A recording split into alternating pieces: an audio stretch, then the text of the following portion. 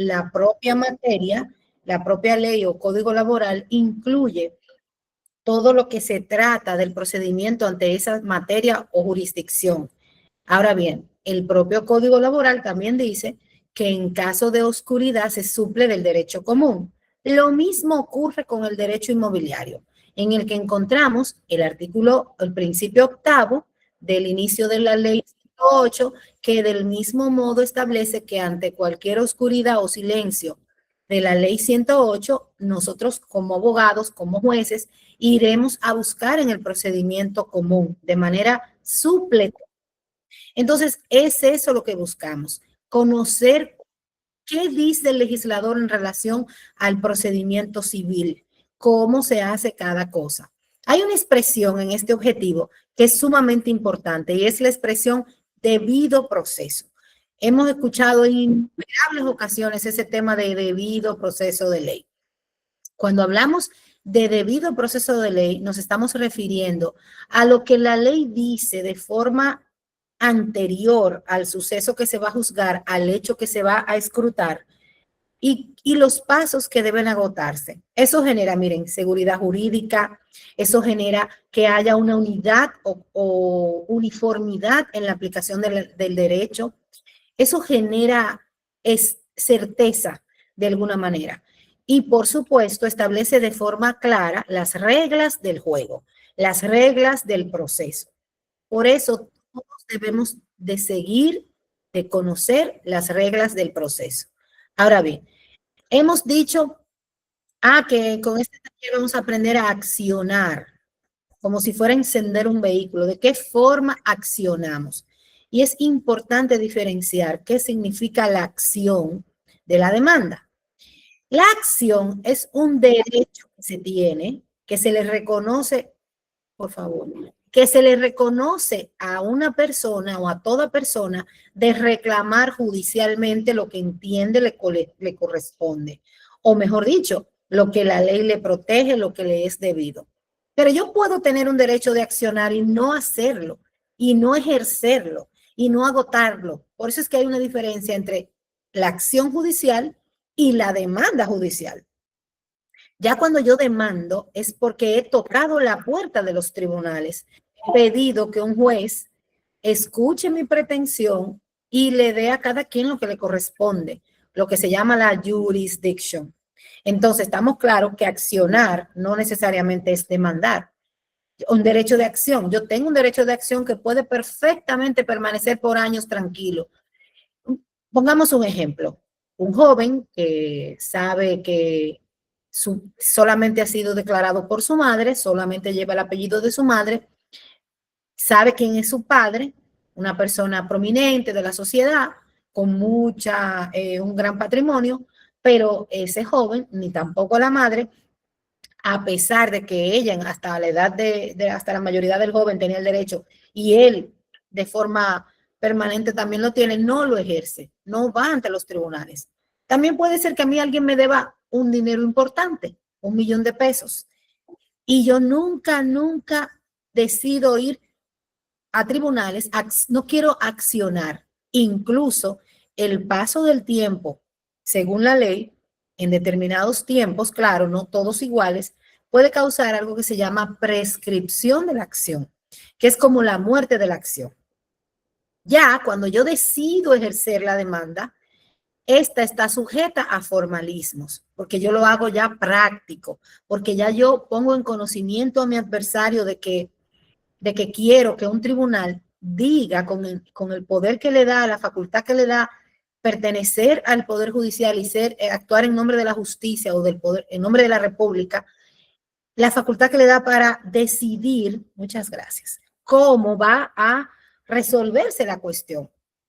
Estando claro en eso, recordemos entonces que la acción es un derecho de quien tiene interés. Y esto que yo estoy diciendo es sumamente importante para cuando comencemos a hablar de los pasos, porque nada, repito, de nada vale que sepamos hacer una demanda, pero no podamos desmenuzar o escrutar adecuadamente qué se tiene que tener para hacer una demanda, que yo debo como abogado visualizar, validar o constatar. Decía el muy muy afamado abogado Artañán Pérez Méndez, reconocido incidentalista de nuestro país, que la acción es un derecho de quien tiene interés. ¿Para qué? Para que se le examine su pretensión y el tribunal entonces es quien decidirá si está bien o mal aplicada. Hay una diferencia entre la acción y la demanda finalmente. La acción es la vía que yo tengo, pero la demanda es el ejercicio, la materialización, cuando yo vuelvo tangible esa acción que tengo. Hay unas condiciones para poder ejercer la acción y esas condiciones no las podemos dejar pasar por alto en este taller. Vayan tomando foto a cada parte de la presentación. Una es tener un derecho lesionado o conculcado. Yo no puedo accionar porque sí, porque quiero verme en tribunales. Si lo hago de forma temeraria o si lo hago de forma abusiva con el fin de colocar a una persona en el estrés de un proceso, en el gasto económico, ocupo las agendas de los tribunales. Si lo hago por eso, puedo ser incluso condenada por litigación temeraria o por uso abusivo de las vías de derecho. La realidad es que como abogado, cuando se nos acerque un cliente, entre las cosas que debemos ponderar como condiciones para hacer uso del ejercicio de la acción a través de una demanda, es que esta persona tenga un derecho lesionado, conculcado, obviado. Vuelvo y repito el mismo ejemplo.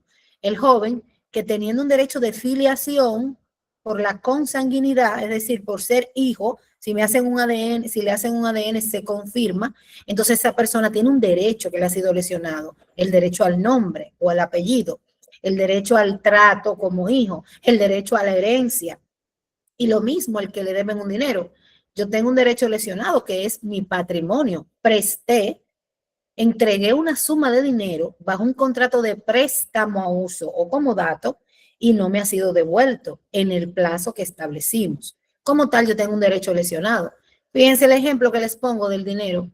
Si yo presto 1.000.000 de pesos y en mi contrato yo establezco que ese millón me lo van a pagar el 30 de diciembre del año 2026, yo no puedo entablar una demanda hasta tanto llegue ese plazo, porque si lo hago antes, aún no tengo un derecho conculcado.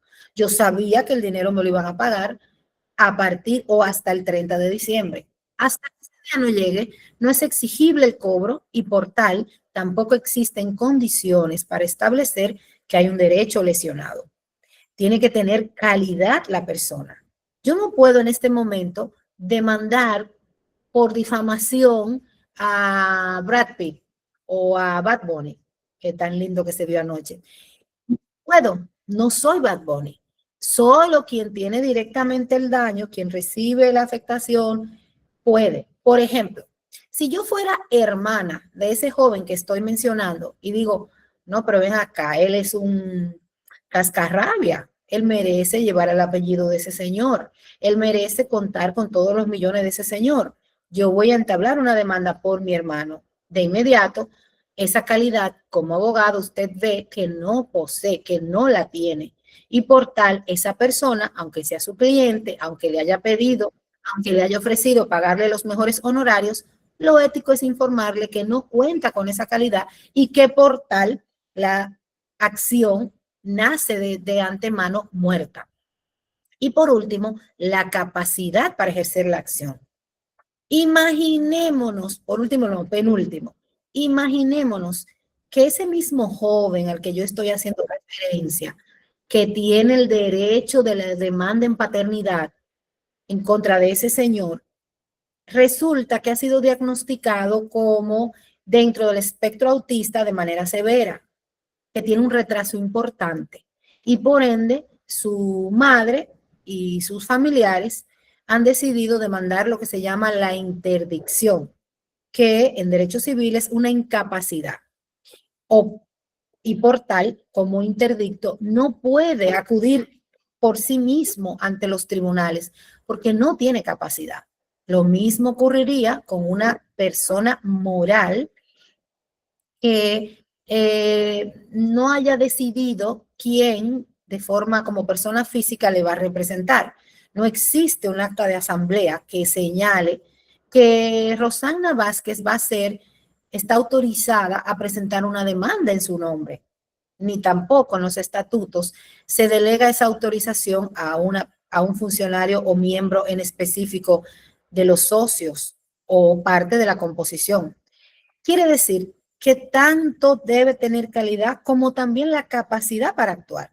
Un menor de edad de 14 años que haya sido mordido por un perro tiene un derecho de acción en contra de los dueños del perro, pero no puede por sí solo acudir ante los tribunales porque según nuestra ley, la capacidad legal se adquiere a partir de los 18 años. Ojalá, espero no ir muy rápido, porque estos 4 puntos son sumamente importantes cuando estamos depurando nuestro caso. Nos llegó a la mano, tuvimos la entrevista con el cliente, nos entregó la copia, nos hizo el relato de lo acontecido, nos expone su situación, pero nosotros somos los que diagnosticamos. Y al diagnosticar, para poder ejercer la acción, tenemos que ver todo esto. Aterrizando más todavía lo que estoy diciendo es, bien, la persona tiene un derecho lesionado, bien, tiene calidad, igualmente tiene interés y vamos a ver cómo se desmembra el interés, pero no tiene capacidad para ejercer la acción. Yo necesito ver o actuar o representar a quien sí, en nombre de este, tiene capacidad. Vuelvo a poner ejemplos. En nombre de una compañía, quien haya sido designado en el acta de asamblea. En nombre de un consorcio de propietarios de un condominio, quien el estatuto así lo refiera o quien la asamblea de condóminos así lo haya determinado. Con todos los pasos de ley, mis distinguidos discentes de esta hermosa noche. Y los pasos de ley significa que además de tener un acta de asamblea, esa acta de asamblea tiene que ser producto de la mayoría que establece el reglamento, que también tiene que haber sido registrada. Todos esos pasos no podemos obviarlo en cada una de las actuaciones. ¿Y a qué nos referimos con interés? Interés tiene que ser nato, inherente a la persona. Un interés nato es porque el mismo ejemplo que estoy poniendo, el hecho de yo haber nacido y atribuirse que fui procreado por ese señor, me da un derecho, porque yo tengo un derecho al nombre, porque tengo un derecho a la afiliación. Eso está establecido en el ordenamiento jurídico dominicano. Si una persona colisionó con mi vehículo por su imprudencia y provocó que yo me fracturara la columna, yo tengo un derecho inherente a la persona porque mi integridad, porque mi salud ha sido afectada. Ese derecho también, o ese interés, perdón, tiene que ser actual. ¿Y qué significa actual? Existente, vigente, no futuro ni pasado. Pongamos el ejemplo de la deuda que he mencionado. Me deben 1.000.000 de pesos. Pero ¿qué ocurre? Un día yo me vi económicamente comprometida y yo cedí el crédito. Eso en derecho civil se llama cesión de crédito. Alguien me dijo, mira, yo te voy a dar 500.000 pesos, dame ese pagaré que tú tienes en nombre de Jorge Iván, de 1.000.000. Jorge Iván es mi lindo niño. Dame ese pagaré que tú tienes ahí de que Jorge Iván te debe 1.000.000, cédeme tu crédito. No me lo está cediendo de gratis, me está dando 500.000 pesos. Yo no tengo el tiempo, ni por ejemplo, ni el dinero, ni el espacio para demandar a quien me debe. Ah, pues está bien, toma, yo te cedo el crédito. Una vez yo cedo ese crédito, mi interés ha vencido, es inexistente. Yo no puedo ya demandar a Jorge Iván. Ah, mañana Jorge Iván se ganó la loto y yo quiero con el pagaré ir a reclamarle el 1.000.000 de pesos. Pero ¿qué ocurre? Ya a Jorge Iván, el que le compró el crédito, me compró el crédito a mí, le está demandando también y le ha mostrado la cesión de crédito. Perfectamente, entonces, esa persona puede invocar en el tribunal que no hay interés, porque ya ese interés murió, pasó, es pasado. Tampoco el interés puede ser futuro. Ah, porque yo me voy a casar con la hija de ese señor y por tal puedo demandar manutención. No, no, tiene que ser actual, vigente, palpable en el momento. Pero además, tiene que ser legítimo. ¿Y qué significa un interés legítimo? Que esté protegido por la ley, que sea la ley la que haya establecido ese derecho y al haber sido omitido, conculcado, lesionado, yo tengo un interés legítimo. Por ejemplo, si yo soy dueña de una vivienda y la contrato, suscribo un contrato de alquiler, el inquilino tiene que darle un uso adecuado. Si no lo da, yo tengo un interés legítimo en demandarlo porque ha faltado al acuerdo del contrato. Y por último, debe ser personal. Me tiene que afectar a mí directamente, que es algo parecido a lo que estuvimos hablando sobre un derecho lesionado o conculcado a la persona. ¿Ok? Repito, ese interés al que hemos estado haciendo referencia y que tiene que ser ponderado al momento de estudiar el caso, debe ser nato, actual, legítimo y personal. Ahora bien, las acciones, recuerden lo que es la acción, el derecho de acudir ante los tribunales. La materialización es lo que se llama la demanda. Las acciones se clasifican según la naturaleza del derecho. Nosotros tenemos acciones reales, que son las que conocemos en los tribunales inmobiliarios, y acciones personales o particulares, que son las que conocemos en la materia civil. Y existen la mixta. Pero, como bien sabemos, los tribunales en materia inmobiliaria tienen una competencia excepcional.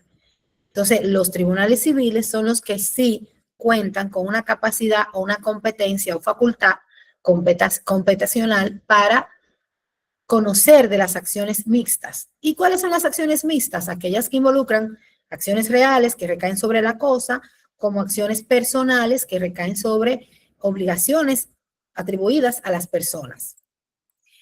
Pero también, como acabamos de explicar, están la inmobiliaria y la mobiliaria.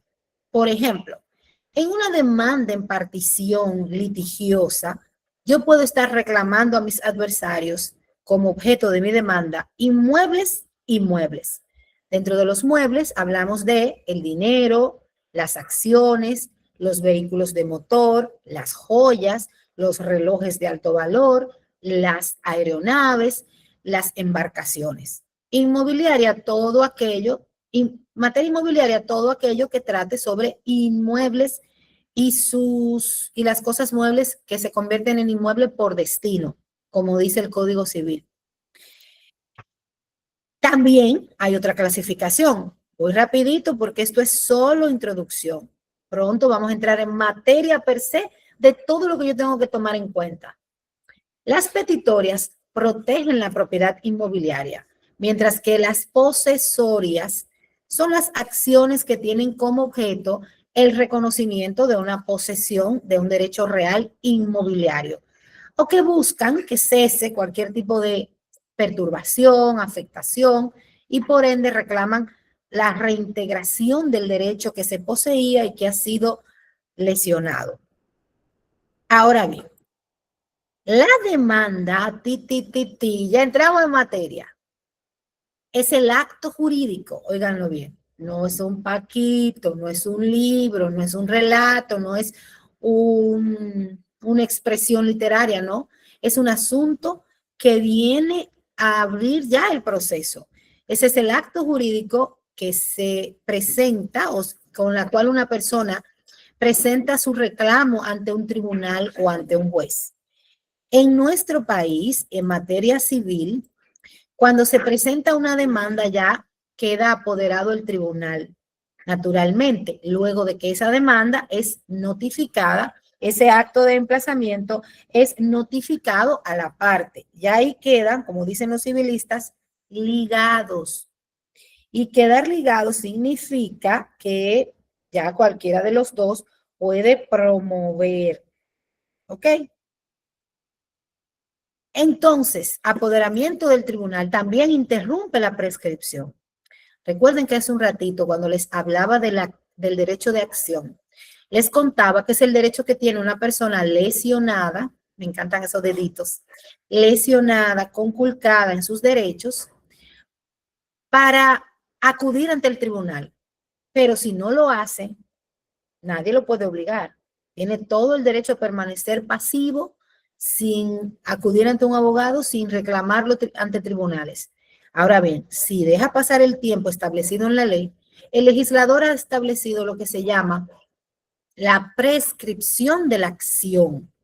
Y la prescripción de la acción tiene diferentes plazos. Les invito a ver los artículos 2265, 2262 en adelante. La prescripción más larga en nuestro país es la prescripción de 20 años, pero hay prescripciones hasta de 6 meses, de 2 años. Por ejemplo, la prescripción por reparación de daños y perjuicios solo es de 2 años. La más larga, repito, es de 20 años, pero tenemos de 1 año, de 5 años. Por eso, cada vez que un cliente nos visite, lo primero que debemos hacer es en nuestro formulario o nuestra carpeta que vamos a ir anotando los temas importantes de dominar, es cuándo ocurrió o desde cuándo usted tiene conocimiento, cuándo se suscribió ese contrato, cuándo fue que ocurrió el hecho. Y esa fecha nos va a decir a partir de cuándo debemos computar. Entonces, tan pronto se presenta una demanda, se interrumpe la prescripción. También pone en mora a la contraparte de defenderse y puede también ser transmisible a los herederos. ¿Qué significa esto? Si yo presento una demanda, voy a poner el ejemplo con otra persona. Si Pedro Martínez presenta una demanda y fallece en el curso de la demanda, ese derecho de acción queda inmediatamente ipso facto transmitido a sus herederos. Ahí dice opibles, pero es oponibles. Ante una demanda se pueden oponer defensas al fondo, excepcionales o excepciones, fines de inadmisión y demandas reconvencionales. Lo voy a volver a repetir con detalle cuando esté hablando del paso a paso. La instancia se apertura, la instancia, ¿verdad? Primera instancia, segunda instancia. Como bien ustedes saben, o como voy a recalcar en este momento, en nuestro país existe lo que se llama, en nuestro ordenamiento, el doble grado de jurisdicción. Todo proceso discurre por un primer grado y un segundo grado. El primer grado es conocido como primera instancia, primer paso. Por ejemplo, el tribunal de primera instancia civil se llama Cámara Civil y Comercial del Juzgado de Primera Instancia, a donde primero se acude, que en nuestro país es unipersonal, ¿ok? La primera instancia en nuestro país es unipersonal. Eso significa que solo un juez decide la demanda. Y esa instancia termina con la sentencia, ¿ok? Que puede ser una sentencia interlocutoria o definitiva o puede ser definitiva incidental o definitiva sobre el fondo. Las partes en un proceso civil son las siguientes. Demandantes, que si es en apelación se llama recurrente. El demandante y el recurrente son quienes accionan, quienes tocan la puerta, quienes reclaman, quienes piden al tribunal. Y yo lo digo de una forma cómica, quien invita a la fiesta, quien define el tipo de baile que se va a bailar. Oigan esto, y es en serio que lo digo. El demandante es el que nomina la demanda, enmarca el ámbito de discusión. Por ejemplo, una persona está demandando el cobro de esos valores que yo estaba diciendo, pero el demandado, que es en contra de quien yo presento la demanda, puede presentar una demanda reconvencional y ahí se vuelve o ahí adquiere la doble condición de demandante reconvencional. El demandado que se vuelve demandante reconvencional, en el ejemplo que estoy poniendo, puede perseguir la compensación. Ahora, el demandado que no presenta una demanda reconvencional, que es la demanda que se responde, para convertirse, vuelvo y repito, en la doble condición de demandado y de demandante reconvencional, Si no lo hace, perfectamente puede permanecer solamente como demandado, pero sus conclusiones o pretensiones finales solo pueden ir encaminadas a el rechazo de la demanda, un medio de inadmisión o una excepción, o la quiesencia de la demanda puede ser. Ha pasado. Entonces, el demandante, repito, es quien invita a la fiesta, es quien instrumenta la demanda, es quien abre o realiza por primera vez, quien realiza el emplazamiento. Por el contrario, el demandado es la persona moral o física en contra de quien se dirigen las pretensiones. El interviniente voluntario, yo voy a explicar lo que es la intervención, pero adelanto que el interviniente voluntario es la persona que sin ser parte del proceso, sin ser demandante ni demandado, decide participar en el mismo, porque el caso le interesa, porque tiene, como dijimos ahorita, un interés nato, legítimo, actual, y porque ha sufrido un daño o porque el proceso civil en sí que se está llevando a cabo, la decisión le puede perjudicar. Por tal, decide intervenir para presentar su posición. Y cuando digo decide, por eso es que se llama voluntario. Quien ha decidido intervenir es la persona. Por el contrario, puede ser forzoso. Por ejemplo, si yo demando a alguien como dueño del vehículo que me lesionó, que me afectó, lo demando civilmente en reparación de daños y perjuicios, pero esa persona me dice, no, no, yo vendí ese vehículo hace 6 meses y el accidente ocurrió hace 2 meses. Entonces, yo voy a llamar en intervención forzosa a quien yo se lo vendí, porque a pesar de que no se ha hecho la transferencia en la Dirección General de Impuestos Internos, yo tengo como probar que se lo vendí. Yo tengo un acto de venta debidamente registrado que refiere y por tal hay que traerlo al escenario judicial. ¿Ok? Estas son las partes. Repito lo que ya dije sobre la intervención. Todo aquel con interés en un proceso o a quien se le intente hacer oponible una sentencia debe ser llamado o invitado a participar. Esta figura, la de la intervención, deja claro que esta parte no era inicialmente ni demandante ni demandado. Interviene porque tiene un interés en el proceso y por tal entra en defensa de sus propios intereses. La demanda, yo voy a explicar cómo se hace, pero de antemano adelanto que la demanda en intervención voluntaria o forzosa se hace mediante instancia y debe ser notificada a todas las partes del proceso. Más adelante explicaré en detalle. Lo que sí es importante recordar que la intervención nunca, pero nunca podrá retardar el fallo de la causa principal. Y que, como ya dije, hay 2 tipos de intervención. Intervención voluntaria, que puede ser interpuesta en primer o segundo grado. Recuerden lo que mencioné, tenemos el doble grado de jurisdicción. El primer grado que se llama primera instancia y el segundo grado que se llama corte de apelación. Esta demanda voluntaria puede ser realizada en cualquiera de los 2 grados. Y es claro porque a la persona que interviene voluntariamente en segundo grado, ella misma ha decidido obviar que no estuvo en el primer grado, pero sí decide participar en segundo grado, mientras que a mí no me pueden llamar de manera forzosa en segundo grado, porque cuando me llama de manera forzosa en segundo grado, me está violando el derecho al doble grado de jurisdicción.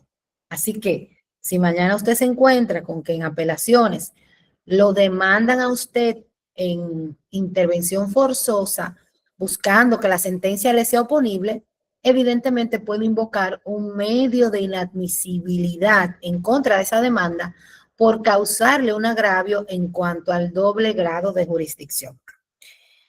Entonces, hablemos ahora del objeto y la causa de la demanda y de la prueba. ¿Cuál es el objeto de la demanda? el bien mueble, inmueble en el cual pretendemos o lo que pretendemos.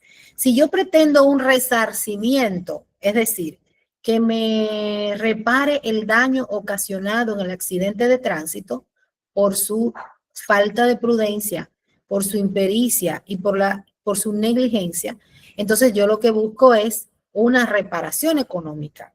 Pero si yo lo que busco es, en el otro ejemplo, que me reconozca hija, entonces ese es mi objeto, ser declarada Rosanna Gay, hija de Bill Gates, por ejemplo. Y la prueba, señores, es sumamente importante, por eso lo menciono antes de hablar de la demanda. Y voy a tomarme el tiempo para decir por qué lo menciono. De nada sirve una demanda muy bien redactada, muy bien argumentada, en la que el abogado haga uso de las técnicas modernas, inteligencia artificial, las bondades de los sistemas operativos, negrita, pie de página, doctrina, jurisprudencia, si no la robustezco o acompaño de prueba que es el elemento mediante el cual se demuestra la verdad o falsedad de un hecho. Y esto se sustenta en el artículo 1315, muy famoso de nuestro Código Civil, cuando reza que el que reclama la ejecución de una obligación debe probarla. Si yo demando a Jorge Iván Báez porque me debe 1 millón de pesos, yo tengo que probar que él ciertamente me debe ese millón. Diferente fuera, ojo con esto, que al yo presentar la demanda, Jorge Iván admite en un documento o en la exposición ante el tribunal que sí, que me debe ese 1 millón de pesos, pero que todavía no tiene para pagarlo. Si eso ocurre, si es un hecho, así llamamos los jueces, si es un hecho no controvertido entre las partes, ya esa premisa o esa afirmación no amerita probanza. Pero si es negada, si no hay respuesta de aquiescencia, entonces yo tengo que probarla y a través de prueba legalmente obtenida y prueba correctamente incorporada. Dice el artículo 1315 que recíprocamente el que pretende estar libre debe justificar el pago o el hecho que ha producido la extinción de su obligación. Por ejemplo, vuelvo con la misma casuística, me deben 1 millón de pesos, demando en cobro de pesos, pero al demandar, el demandado demuestra que me hizo un depósito en la cuenta de ahorro número tal, que era incluso la misma cuenta señalada en el contrato de préstamo. Lo que ocurrió fue que yo no me acordaba o que yo creía que ese depósito era de otra cosa o no guardé esa constancia que me la envió por WhatsApp y demandé. Entonces ahí el demandado ha probado que está extinguida la obligación, que no existe esa deuda, que estoy libre porque le pagué. Pero cada quien debe probar según su posibilidad de probar. Eso es lo que se llama actor incumbe probatio o carga dinámica de la prueba. En nuestro país también existe una regla probatoria que yo quiero que tomen en cuenta, que es la dispuesta en el artículo 1341 y de la cual yo estoy en contra, apaga la luz que estaba apagada, y de la cual yo estoy en contra. Dice, según el artículo 1341, cuando el hecho involucre una suma menor de 30, se trata de una suma o valor menor de 30 pesos, voy a leerlo. Debe extenderse acta ante notario o bajo firma privada de todas las cosas cuya suma o valor exceda de 30 pesos. Eso quiere decir que el Código Civil Dominicano exige probanza escrita o elementos de prueba escrito cuando el valor del asunto supera los 30 pesos. Algo que evidentemente es irrisorio, resulta risible y que no se corresponde con el año en que estamos, 2026. A tales fines, la primera sala de la Suprema Corte de Justicia, cuando estaba el magistrado Cruzeta, Alberto Cruzeta, hizo uso de la tesis moderna que se llama sana crítica. Déjenme buscarlo, mírenlo aquí. La sana crítica Habla del arte de juzgar atendiendo a la bondad y verdad de los hechos. Y la sana crítica involucra, como bien dice el profesor Barrios, la lógica, la dialéctica, las experiencias, la equidad, entre otras cosas. Y que siempre, siempre se va a validar o legitimar con la motivación o la expresión motivada que hace el juez sobre qué le produjo certeza, sobre qué emanó. La realidad es que esa decisión de la Suprema Corte de Justicia, que hablaba de un cambio de paradigma, invitando al uso de la sana crítica, fue abandonada con la nueva composición de la Sala de la Suprema, la Sala Civil de la Suprema, cuando llegó la magistrada Pilar Jiménez. En la actualidad, la Sala Civil de la Suprema está presidida por el magistrado Justiniano Montero, que ya conformó también esa sala que abandonó ese criterio y ha sido integrada recientemente por otros dos jueces de mucho valor y competencia, pero que han sido reconocidos como jueces de línea positivista, lo que indica que volveremos o se mantendrá la tesis de que todo tiene que ser probado por encima de 30 pesos con un escrito, un documento. Por eso es que nosotros los dominicanos solemos suscribir acuerdos diferente a lo que ocurre en otras legislaciones, en las que la palabra, el testimonio. Sin embargo, esto ya ha comenzado a desaparecer y abrirse un poco más el ámbito de la libertad probatoria. Lo vemos con las sentencias que últimamente han admitido el WhatsApp como una prueba válida, tanto en materia laboral como en materia civil. Incluso en un pueblo que no recuerdo si fue San Francisco, se acogió el cotejo de WhatsApp, el dedito, como aquiescencia de una obligación. ¿Ok? Así que cuídense mucho de lo que escriben por WhatsApp. ¿De cuáles pruebas usted puede buscar? Y nos acercamos ya a comenzar a la segunda parte.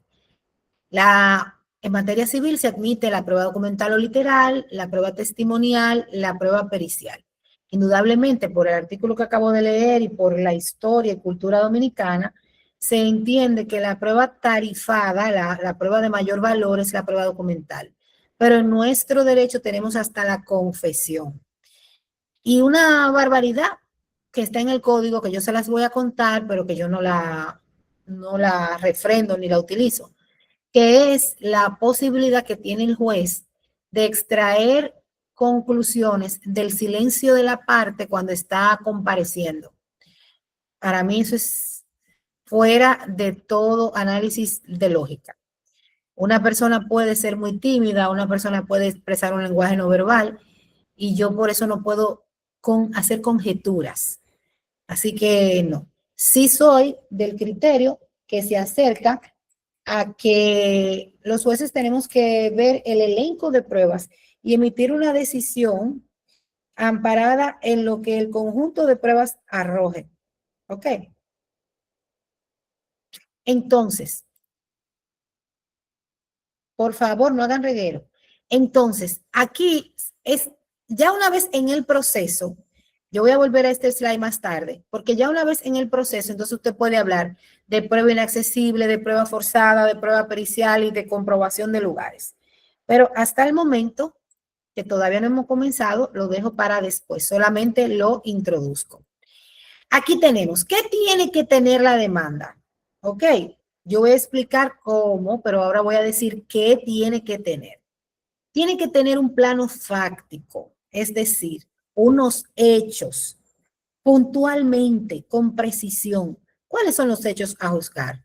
Los abogados suelen utilizar el método de la cronología y es súper bueno, súper válido, porque nos va llevando a los jueces como con un hilo conductor en lo que ha acontecido entre estas partes.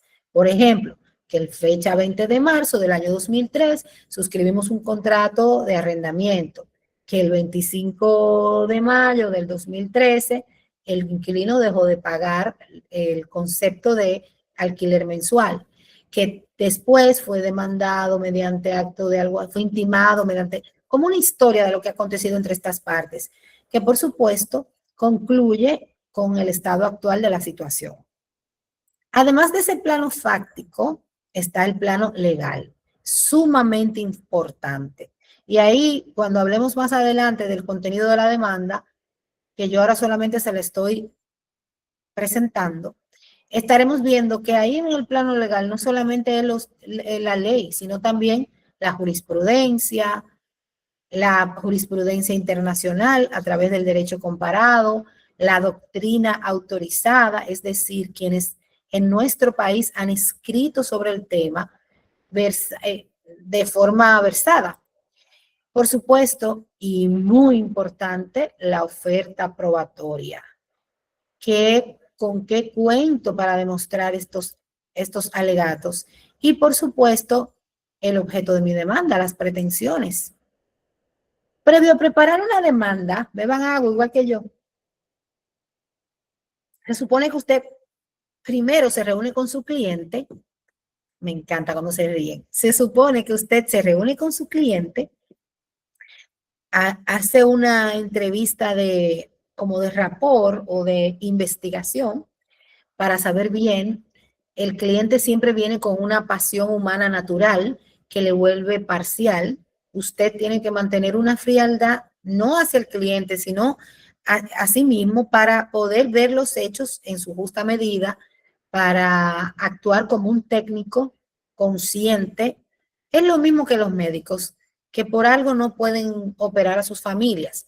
La emoción, la pasión, el sentimiento puede omnibularlo y generar una actuación incorrecta. Lo mismo ocurre con el abogado. Entonces usted hace empatía con su cliente, más no se coloca en su lugar del todo, sino que sigue siendo la mente fría como abogado que diagnostica el proceso y mira el nivel de éxito o la salida. Eso es lo que yo llamo estrategia. Me encanta ver esos abogados penalistas que, lejos de estar matándose con una absolución, se van por otro proceso, otro camino. Entonces hablemos de la teoría del caso.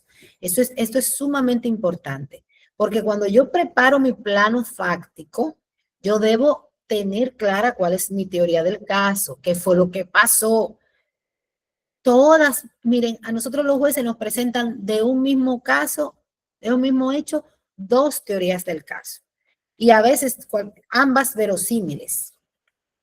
¿Qué es la teoría del caso? Dice el profesor Ricardo Blanco que es una suerte de plantilla a través de la cual el litigante le pone a los jueces su lentilla para que estos vean el caso según su intención.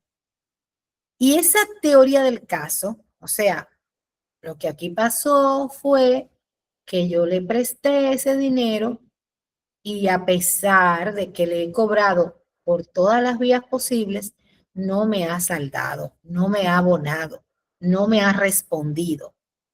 O aquí lo que pasó fue que esa persona venía en la John F. Kennedy, a pesar de que ya el semáforo estaba en rojo y todos los vehículos estaban detenidos, siguió, que le den acceso a Nilda, dicen en el chat, siguió derecho y misericordiamente con una velocidad por encima de lo admitido en la vía pública en esa zona, y por tal me impactó de forma feroz, provocando el daño material a mi vehículo y el daño físico a mí, que me hizo gastar $1.000.000 en una clínica, más perder, por lo que se llama lucro cesante, $1.000.000 en el trabajo que yo como vendedor de cocinas hacía.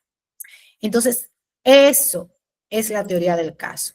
Cuando yo construyo el caso y construyo la teoría, cada parte debe crear una hipótesis de lo que pudo haber ocurrido. Y esa hipótesis de lo que pudo haber ocurrido es lo que se va a convertir en la teoría al finalizar. Por supuesto, se puede modificar y ajustar. Ahora bien, yo necesito como abogado argumentar bien, conectar eso que yo estoy presentando como una teoría a el derecho o la base legal que ya he explicado.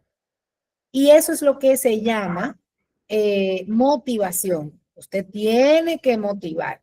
Si no motiva, puede perfectamente enfrentar contratiempos. Ok, entonces, Es importante construir una teoría del caso para utilizarla en todo momento, para persuadir y convencer al juez y para apoyar las opiniones que presenta. Esa teoría del caso tiene que ser creíble, tiene que ser oponible, perdón, refutable y debe darme una idea de qué forma se van a defender para así yo prepararme. ¿Ok?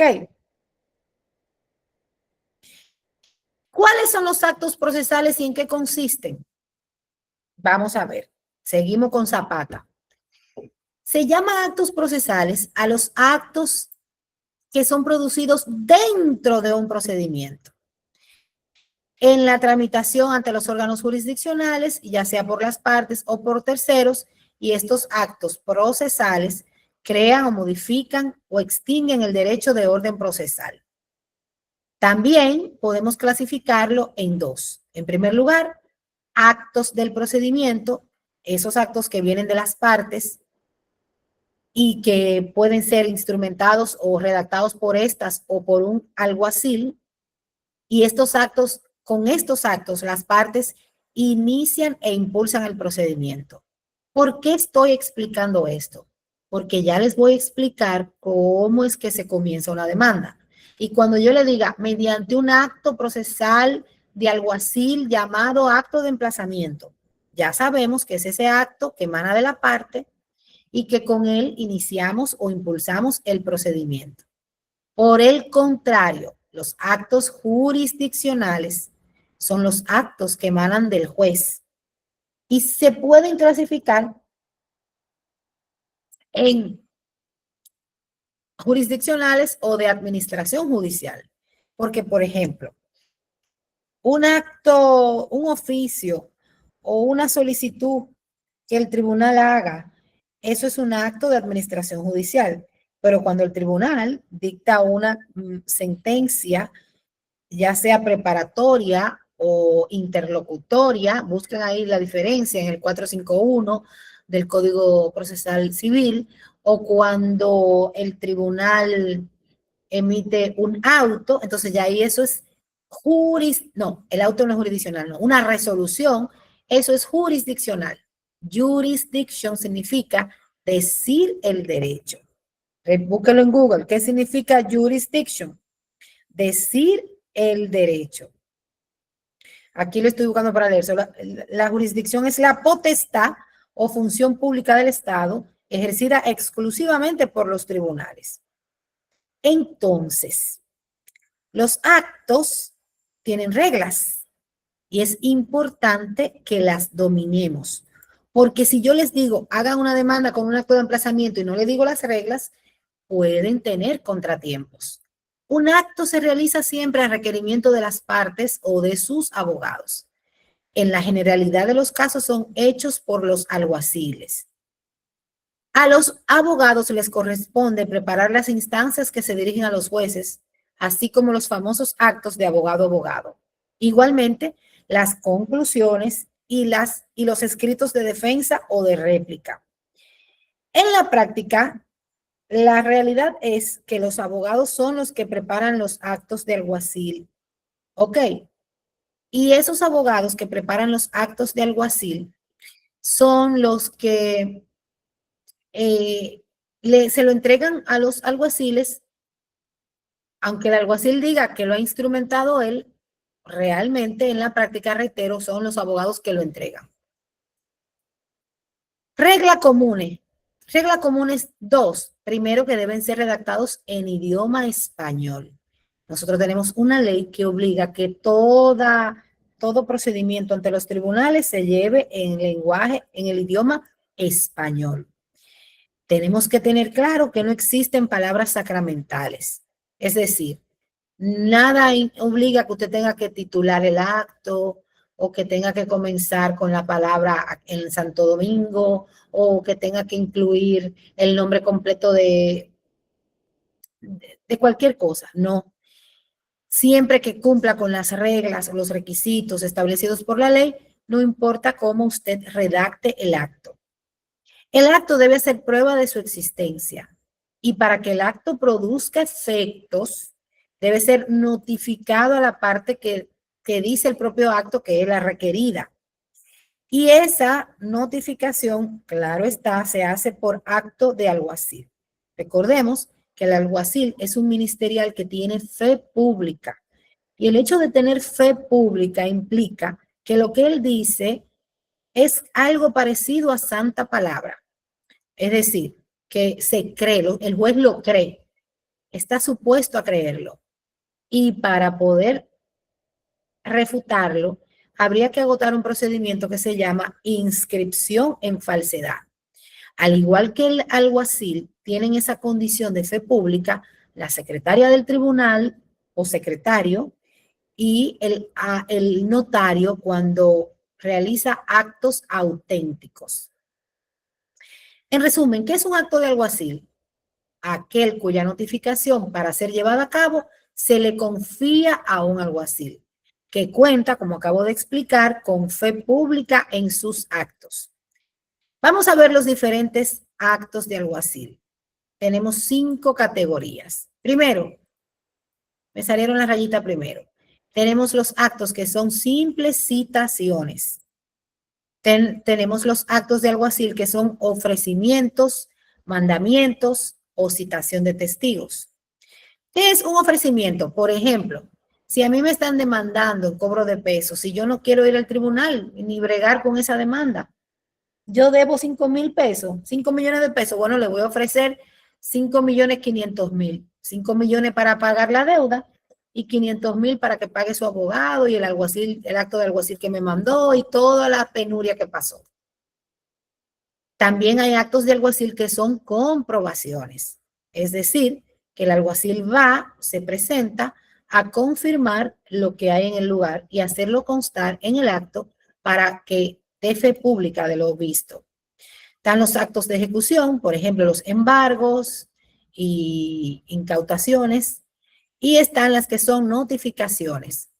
Se dividió la palabra incorrectamente. Yo soy piqui con ortografía. Características de estos actos.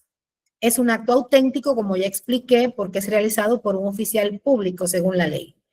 Hacen fe hasta inscripción en falsedad. La inscripción en falsedad, señores, es un procedimiento engorroso y en su preparación existen 2 clases de requisitos. Unos que son internos o intrínsecos y otros externos o extrínsecos.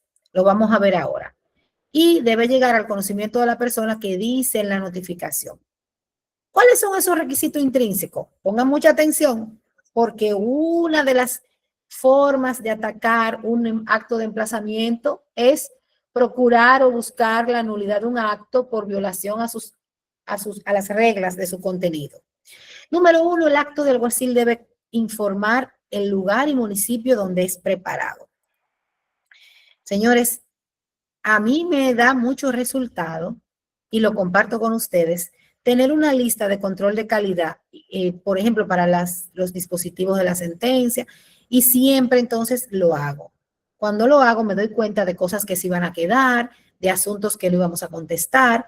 Lo mismo debe hacer un abogado, tener un formulario de control de calidad que a través de un cotejo le lleve a confirmar sin tener que apostar a su memoria, a su destreza, porque mire, uno puede ser muy diestro y el día menos pensado no duerme bien o le da insomnio un medicamento como me está pasando a mí y chancéme entonces y puede ocurrir que se le vaya a una cosa importante. Ok, sí me gusta, Carlos Domínguez me da apoyo. Como humano entonces tenemos que auxiliarnos. ¿Qué debe contener un acto de alguacil? El lugar y municipio. Se lo pongo en rojo, ¿eh? La fecha expresada en día, mes y año. Y cuidadito cuando es enero, que se nos va siempre el año anterior. El nombre y las generales del que requiere el traslado. El nombre y generales del alguacil actuante. El nombre de la persona a quien va dirigido y de la persona con quien se dijo haber hablado. Pero además, ¿cuál es el objeto del acto?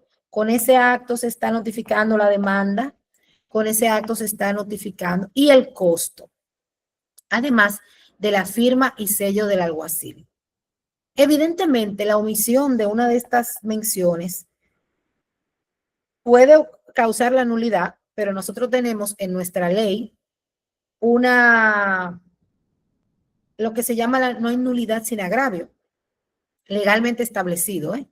Y el hecho de que no haya nulidad sin agravio obliga a que los solicitantes de la nulidad demuestren al tribunal cuál es el agravio que le ha causado. Pero, por ejemplo, si el acto no dice cuál es el objeto o para qué me lo está notificando, porque ha pasado, que se le queda, entonces nada, el acto no cumple con el fin. Es un acto nulo o que no debería tener ningún efecto jurisdiccional. Y están las formalidades extrínsecas.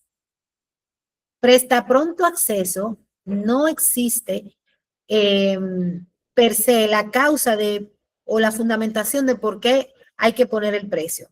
Ahora bien, lo inferimos porque, como bien expliqué al principio, toda actuación que usted realice, incluyendo los gastos para defenderse, pueden perfectamente ser cubiertos, es lo que se llama las costas, por la parte contraria cuando al final se determina que usted no tenía razón. Entonces, si yo pagué a un alguacil 10,000 pesos por una notificación, posteriormente cuando yo gane el caso y el tribunal condene a costas a la contraparte, eso es parte de los gastos, costas y honorarios.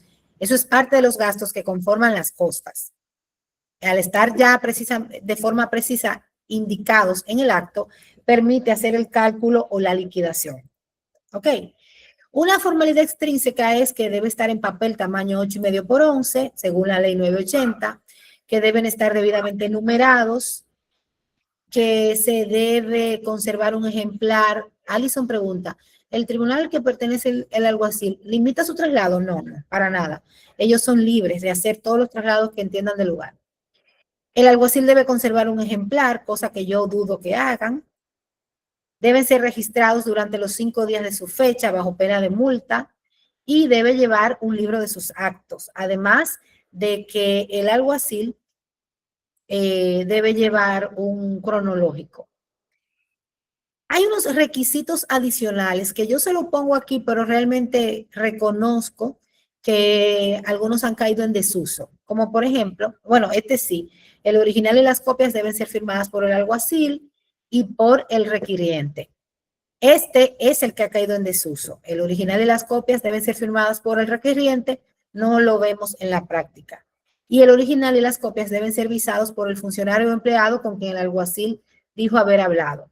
Por ejemplo, veo que cuando es al ayuntamiento y cuando es a una institución del Estado o ministerio, le colocan o estampan el sello en una sola de las hojas y basta. ¿En qué tiempo puede notificarse o ser notificados los actos? Estoy dando esto como base, ya me tengo que ir rápido a la demanda, porque, bien, usted prepara una demanda, pero debe saber en qué momento la puede notificar. El alguacil no puede actuar en días de fiesta legal o domingos. Siempre puede pasar excepcionalmente si el presidente del tribunal le concede el permiso o la autorización, cosa que no ocurre. No puede ser notificado antes de las 6 de la mañana ni después de las 6 de la tarde. Y la notificación a la persona puede ser hecha en cualquier persona, en cualquier lugar. Oigan, el Código Procesal Civil habla de notificación, sí, Isaura, se puede los sábados, correctamente. La notificación en el Código Procesal Civil dice que puede ser a persona o a domicilio. Cuando es a persona, oigan bien, si yo quiero notificar a Carolina Marte Abad, yo puedo notificar a Carolina donde ella esté. Me la encontré en la playa, en Juan Dolio, o la vi en Agoramol, o yo la llamé por teléfono y le dije, mire, él algo así, la Rosana Vázquez, yo quiero llevarle un acto. Ah, sí, nos vemos la 27 con Caunabo. Si yo se la entrego a ella como se ve en la foto, esa notificación es válida. Por el contrario, cuando la notificación es en el domicilio, evidentemente se tiene que hacer en el domicilio legal, o sea, el principal establecimiento que la parte posea. Oh, se cortó ahí. Hay otros lugares, pero lo voy a decir rápidamente porque lo más importante es dominar lo del domicilio y lo de tipos de acto de alguacil. Ok, Aida, vuelvo atrás. Aida quiere que veamos los tipos de acto de alguacil. Tenemos las citaciones, tenemos los que son ofrecimiento de pago o mandamientos. ¿Qué es un mandamiento? Que no lo dije ahorita.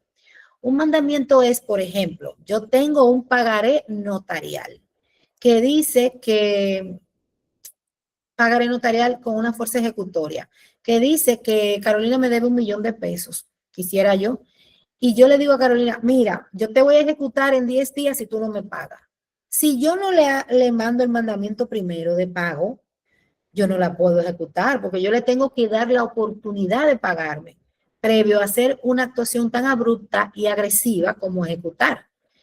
Y también están las comprobaciones, los actos de ejecución, que ya son esos que yo mencioné. El acto de ejecución es un embargo y en el embargo se levanta lo que se llama el proceso verbal de embargo. Así se llama lo que el alguacil instrumenta. Y ahí consigna todo lo que encontró, todo lo que se llevó, etcétera, etcétera. Y las notificaciones. Entonces vuelvo a donde estaba, porque quiero aquí. Los requisitos adicionales ya lo vimos, el tiempo en que se puede y las diferentes notificaciones. Aquí vienen otros lugares.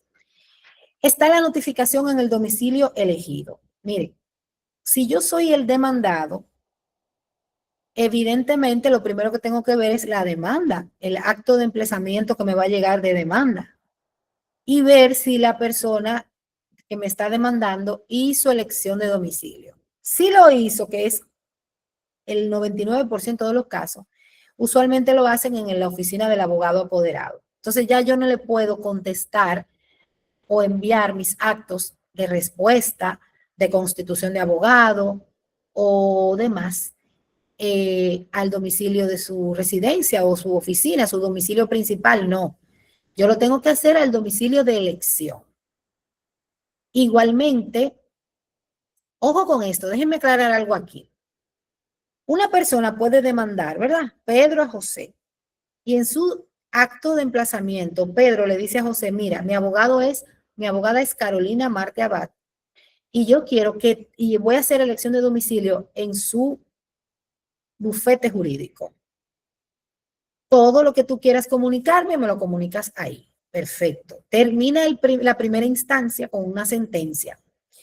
Y entonces, la sentencia me es desfavorable y yo quiero presentar un recurso de apelación mediante también un acto de emplazamiento.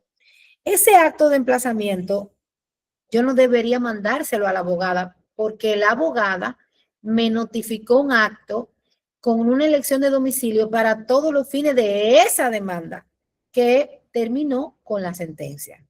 Yo debo notificarle ahora a persona o domicilio a la persona que yo estoy en contra de quien estoy recurriendo. Nada impide que como una buena práctica usted añada al abogado en la demanda. Eso lo que va a generar es un gasto extra, insignificante, pero puede provocar que el abogado que viene con ella de primer grado se informe y para usted las cosas sean más diáfanas. Ahora bien, el Tribunal Constitucional, normalmente la jurisprudencia dominicana decía que el acto de emplazamiento de una nueva instancia o el recurso de apelación que se presentaba al abogado no era correcto o era inadmisible.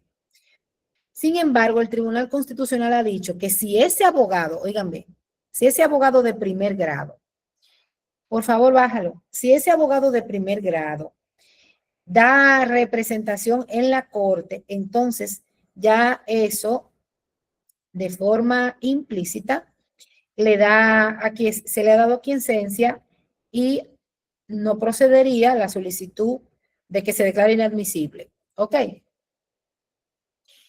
También está la notificación en la persona de un vecino. Les coloco al lado el artículo para que cuando termine de presentarlo lo tiran la foto, pero para que lo validen, lo busquen. Si yo voy a una casa y la gente aquí trabaja, y deja la casa sola a veces y no está, yo puedo perfectamente dejar el acto en manos de un vecino, pero ahí hay unas menciones obligatorias, como cuáles. En ese caso, el vecino tiene que firmar. Déjame ver si tengo el código aquí a la mano. El vecino tiene que firmar. Y si no firma el vecino, ese acto no es válido. ¿Ok?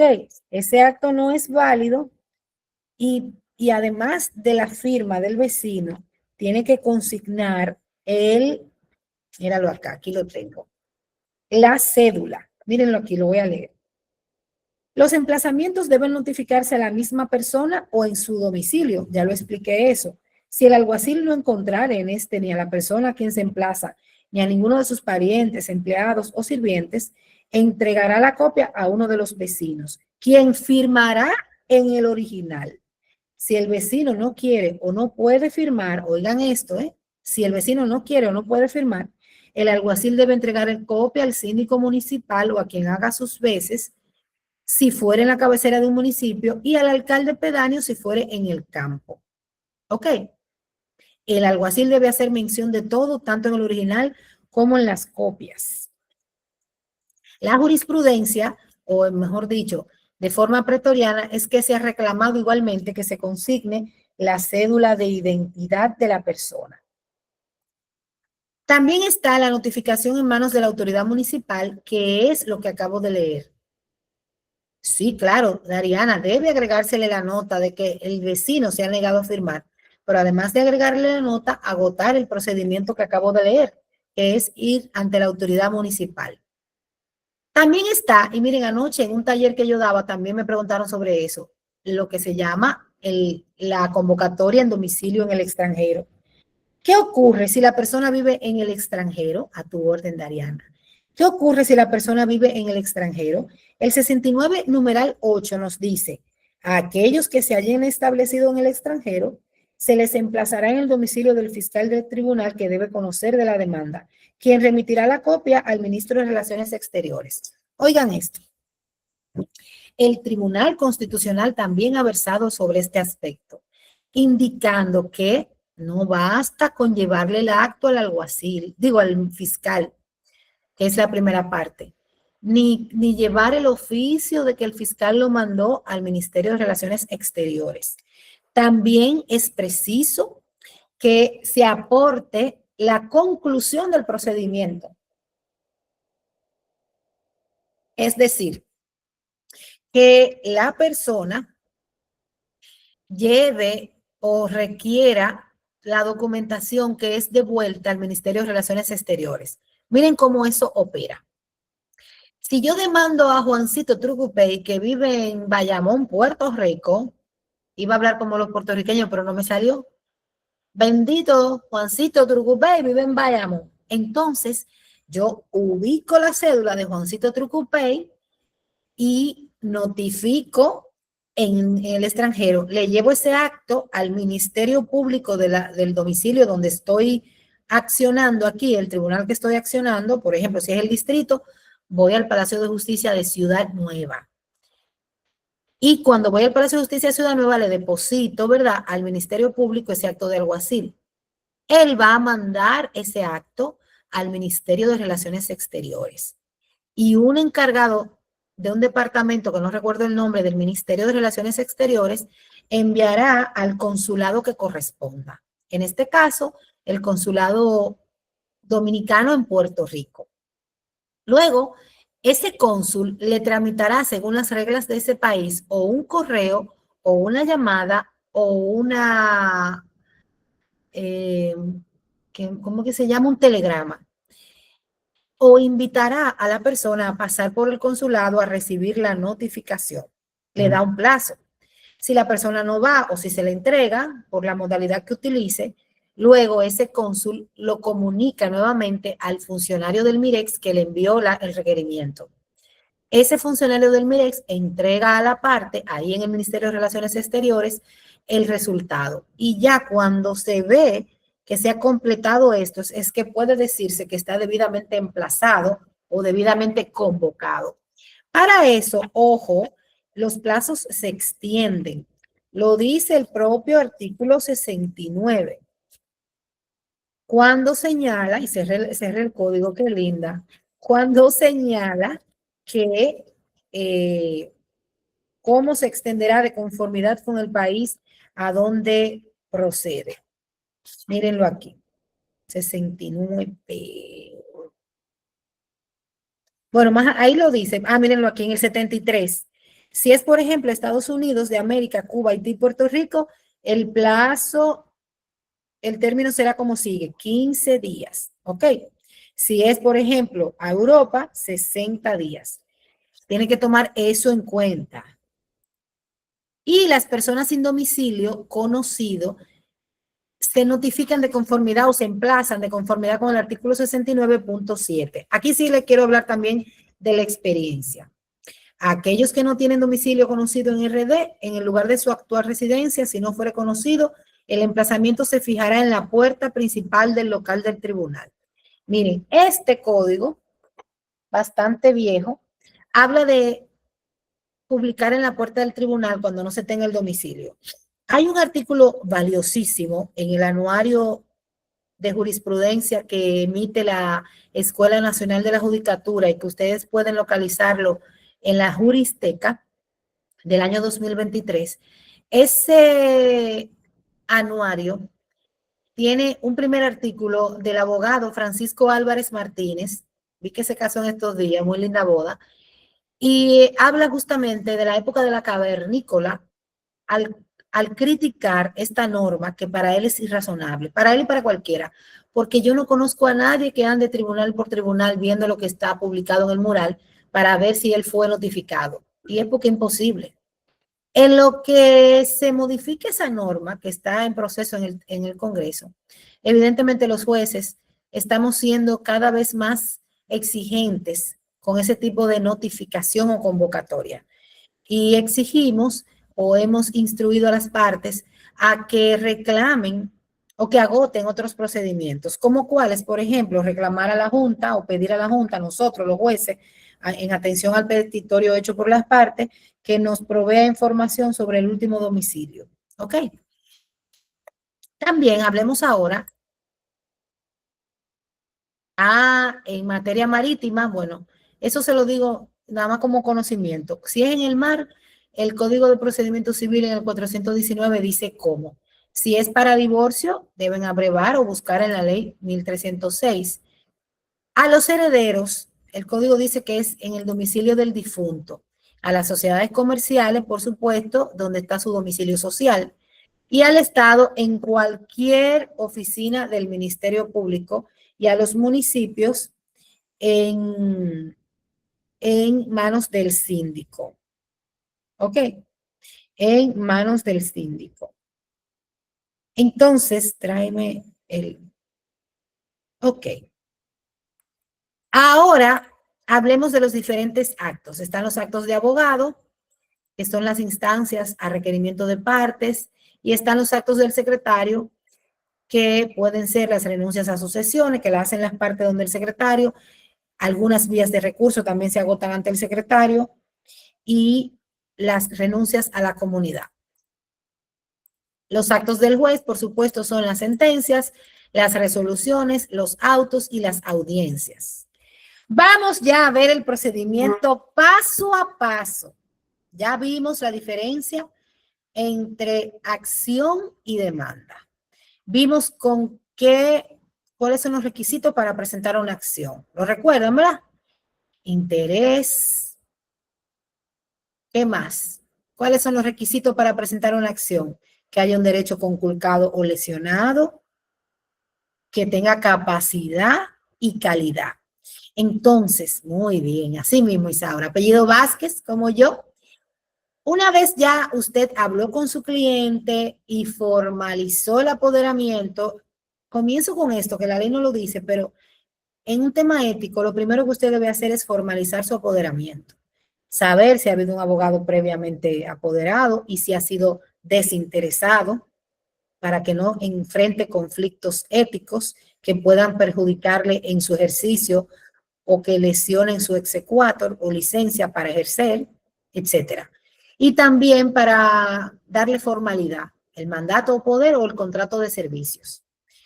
Entonces, la primera acción, después de aquello que es una recomendación, la primera acción establecida por la ley para el primer paso es el acto de alguacil contentivo de la demanda y emplazamiento.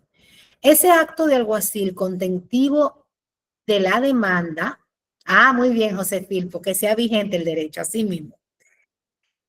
El interés debe ser nato, vigente, etcétera.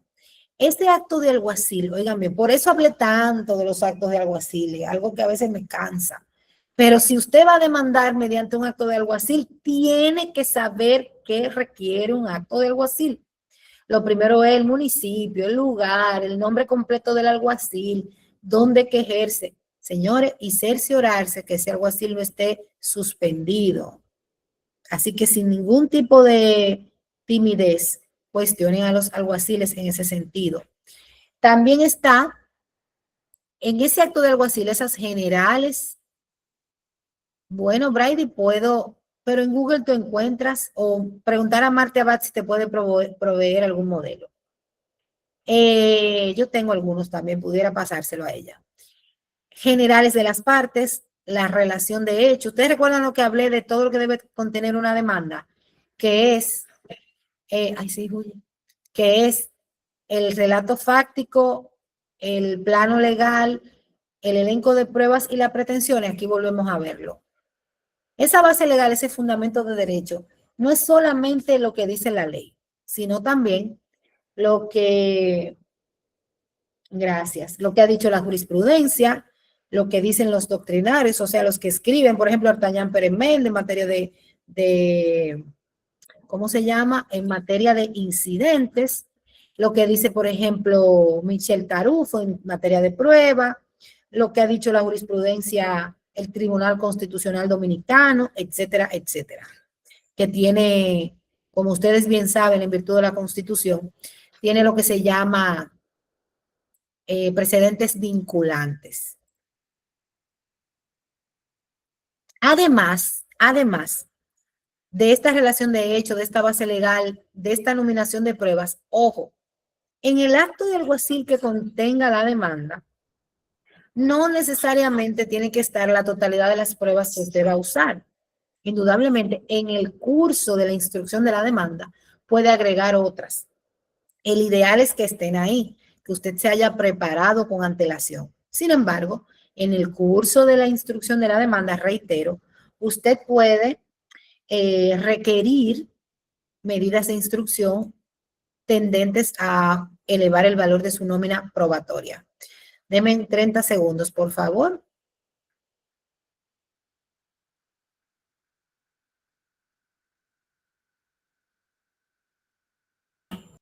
Ok, aquí estoy. Otra cosa que quería mencionar, en el acto de alguacil, anteriormente veíamos que todo se ponía de forma corrida y usted veía que en una sola hoja un párrafo completo, difícil de leer, no era friendly o amistoso. Por el contrario, era súper cansón. Eso no es la ley que lo obligaba. Usted perfectamente puede separar en líneas o puede utilizar esquemas a través de viñetas o de numeración o de números romanos o de títulos, de negritas, de centralizados, siempre que respete lo que acabamos de ver de una hoja 8,5 por 11, del idioma español, de que contenga el precio, que contenga el objeto del acto, el municipio y demás. Les digo esto para que tengan en cuenta que no hay una fórmula sacramental ni palabras establecidas y que ustedes pueden hacer un acto de emplazamiento o acto de alguacil contentivo de la demanda que sea vistoso, que es una parte, al igual que la comida, al igual que la vestimenta, existe una impresión que permite que atraiga al lector. Eso hay que tomarlo en cuenta, se lo digo de todo corazón. Y por supuesto, además de la lista probatoria, debe contener lo que se pide. Le invito a que conozca de la demanda porque será apoderado el Tribunal de Primera Instancia, la Sala Civil de Samaná, en la que se le pedirá al juez lo siguiente, fallar lo siguiente. Primero, que ordene el pago de la deuda existente entre fulano y fulano de tal, que fije unas 30, que ordene la ejecución, todo lo que yo quiero pedirle. Y yo coloco a mi adversario de inmediato en condiciones de saber. Ese, repito, ese acto de emplazamiento contentivo de la demanda, lo que busca es emplazar al adversario, al demandado, a comparecer al tribunal, a constituir abogado, a prepararse para el litigio. Y como tal, yo le debo hacer saber quién soy yo, por qué lo estoy demandando, cuál es la base legal que fundamenta mis reclamos, cuáles son las pruebas con pretensión probatoria incluida en las que yo sustento mi reclamo. Y por último, ¿cuál es el objeto de la demanda? ¿Qué persigue la demanda? ¿Cuáles son los petitorios? Dice Jorge Taveras. Vamos a ver. Si el acto de alguacil contentivo de la demanda contiene algún error en su notificación, ejemplo, algún traslado faltante en el procedimiento bajo domicilio desconocido, ¿acarrea la inadmisibilidad de esa demanda o se puede subsanar? Si no has notificado a la totalidad, la persona en cuyo caso no se ha cumplido con el debido proceso no puede ser perjudicada con esa demanda.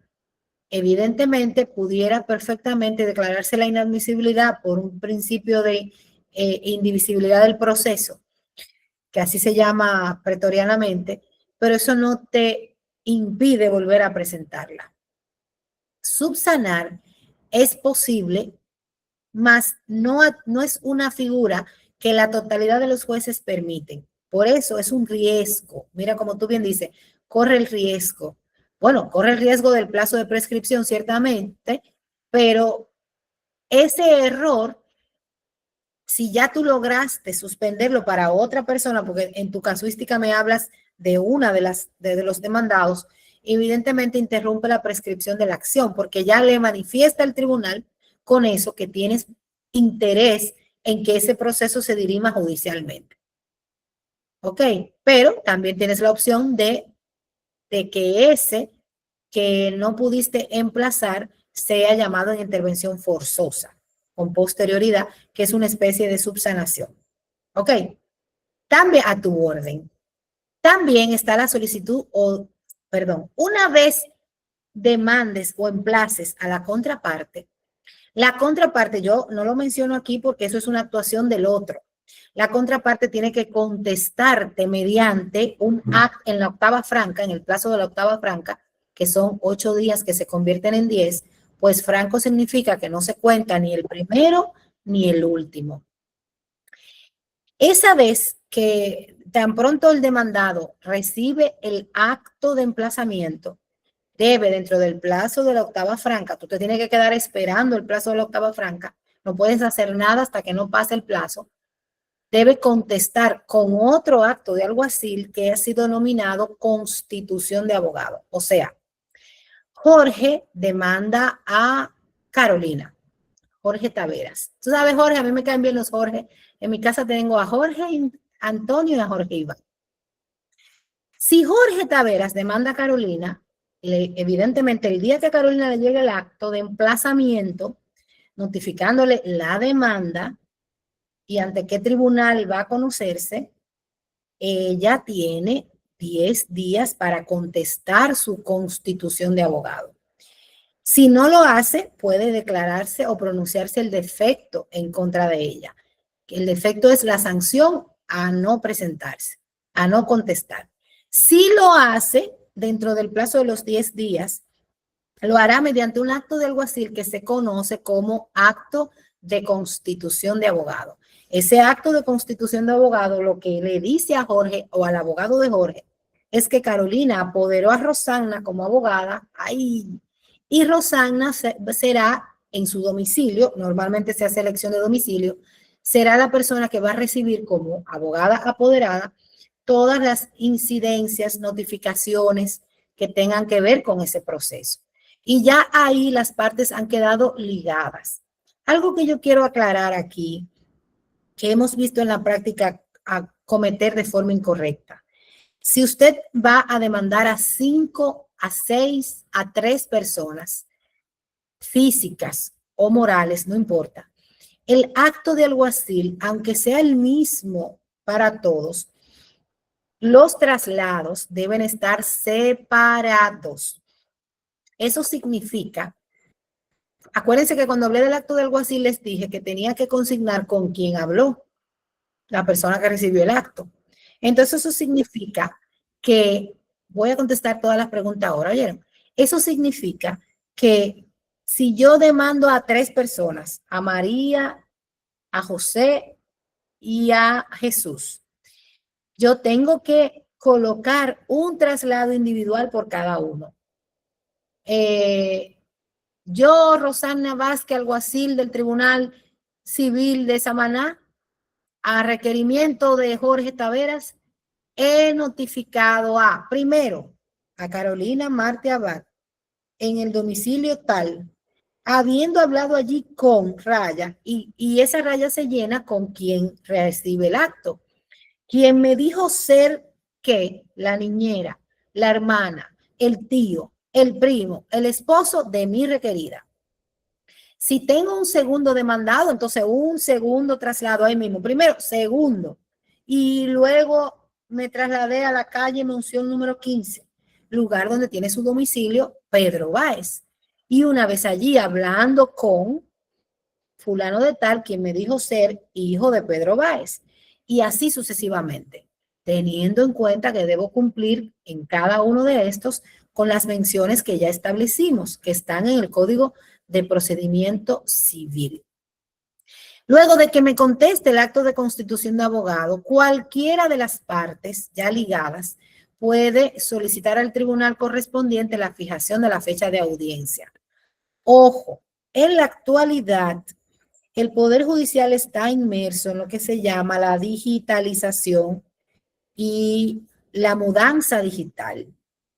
La mudanza digital entonces implica que por lo menos en el Distrito Nacional, por ejemplo, los tribunales en su mayoría estén conociendo audiencias de forma virtual. Pero al margen de las audiencias virtuales, todo ya se ha comenzado a tramitar a través del acceso digital. Yo recomiendo que todos se registren, que comiencen a conocerlo, el acceso digital, bullando, investigando, sentándose allá, para que todo lo comiencen a colgar o a requerir a través del acceso digital del Poder Judicial.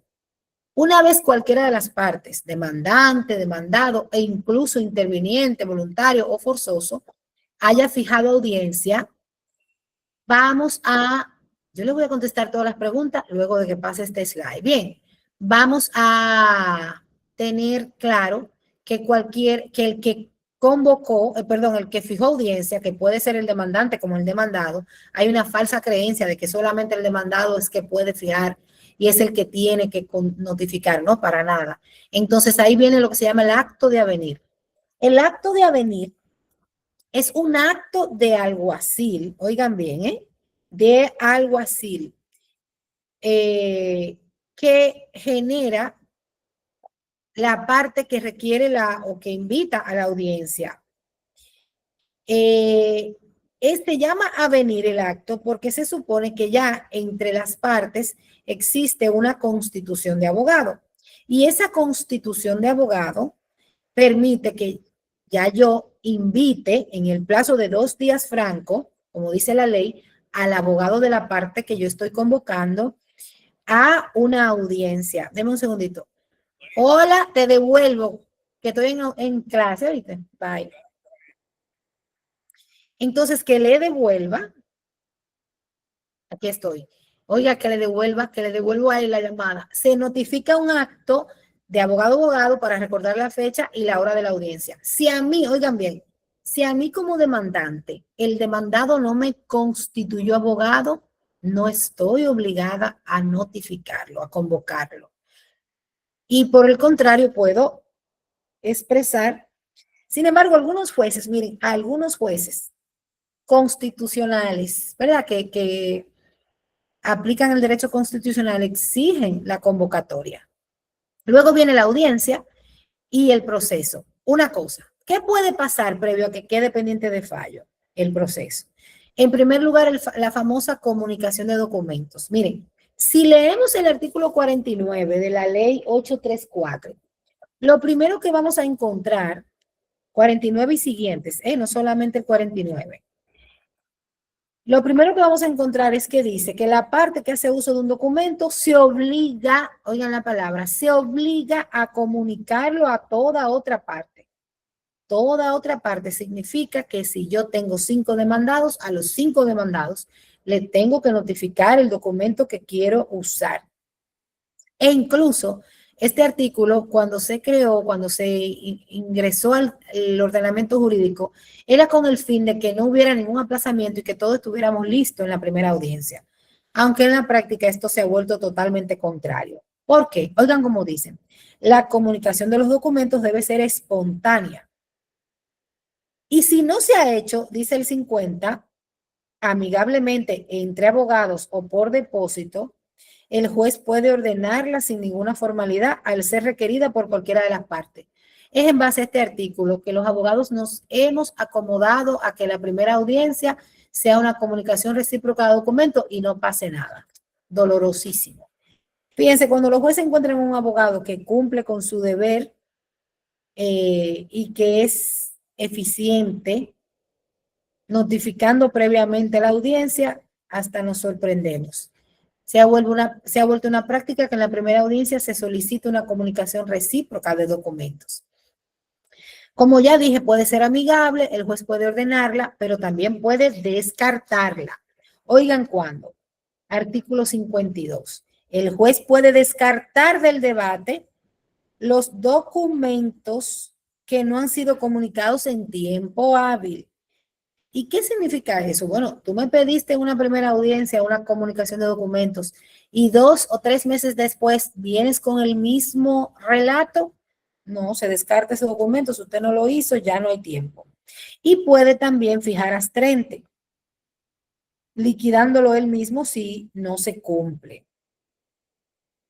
También está lo que se llama la producción forzosa de pruebas, que hace ratito se la presenté aquí cuando hablaba de las pruebas, ¿verdad? O de las medidas tendentes a producción probatoria, que le decía, ay, ¿dónde está la teoría del caso de la prueba? Bueno, no lo encuentro, pero les decía de la producción forzosa de prueba. ¿Qué dice el artículo 55? Por favor, leamos. Si en el curso de una instancia una parte hace uso de un acto auténtico en el cual no ha sido parte o de un documento que está en poder de un tercero, puede pedir al juez apoderado ordenar la entrega de una copia certificada o la producción. Eso es lo que se llama producción de prueba forzosa. ¿Ok? Esta decisión es ejecutoria de inmediato. Del mismo modo, hoy me pasé, espérense un segundito. ¿Qué más puede pasar antes de que el proceso quede pendiente de fallo? Sencillo. Puede ocurrir, mírenlo aquí, que se presenten excepciones de procedimiento. Por ejemplo, la excepción de incompetencia. Oye, juez, no sigas con este caso, porque este caso es de otra jurisdicción, por tal y tal motivo. O puede invocarse una excepción de independencia. Oye, juez, no le tiraron foto. Oye, juez, en este caso está siendo juzgado por dos tribunales. Existe una litispendencia. Y como tal, yo te pido, por favor, que utilizando las reglas de la litispendencia, que si me pongo a explicarla me voy muy lejos, le mandes el tribunal el caso hacia el otro. Por ejemplo, voy a leer la litispendencia. Si el litigio está pendiente entre dos jurisdicciones del mismo grado, igualmente competentes, la jurisdicción que se apoderó en segundo lugar debe desapoderarse y enviar a que se conozca. Para que haya litispendencia, queridos discentes de esta noche, deben combinarse 3 elementos. Igualdad de parte, objeto y causa. Pero también puede invocarse la excepción de conexidad. Y la excepción de conexidad es cuando existen dos jurisdicciones distintas, conociendo de dos demandas que no son idénticas, pero que su juzgamiento conjunto podría ser más útil o menos perjudicial y por tal es correcto que se conozcan en una misma o se fusionen, se junten. ¿Ok?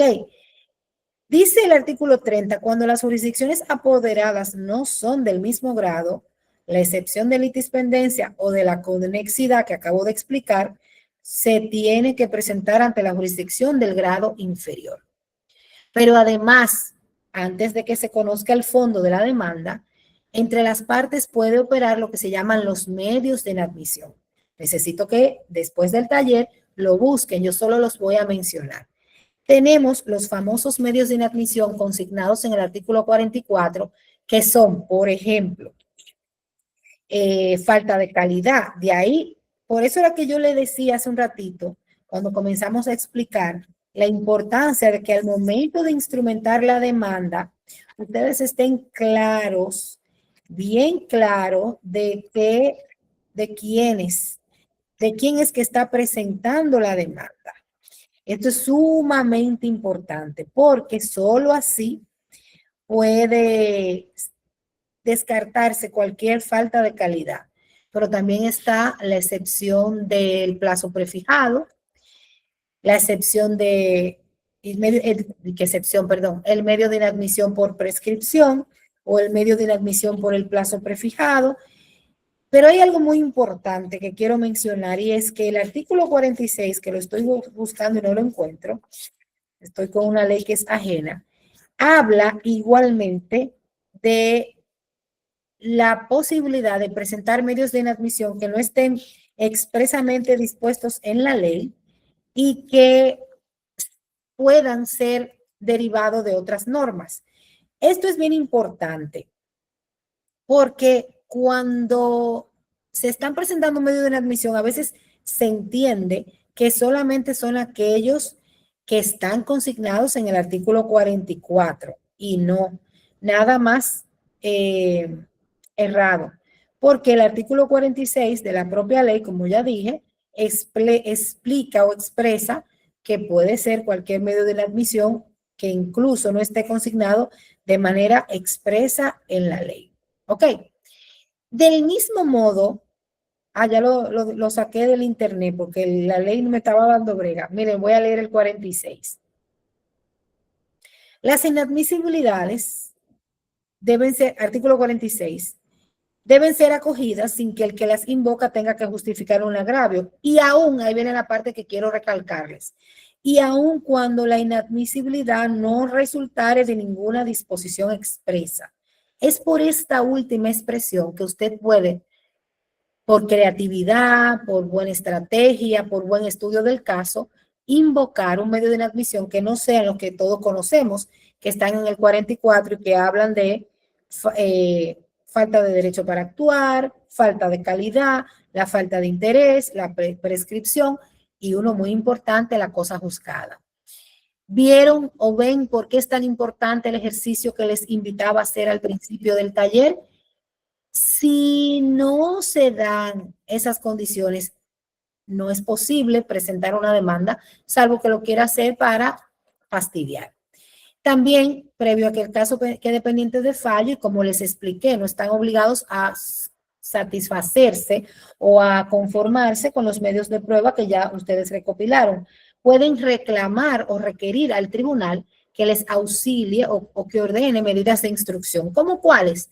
La comparecencia personal de las partes, el informativo testimonial, que debe ser también llevado, como dice la ley 834.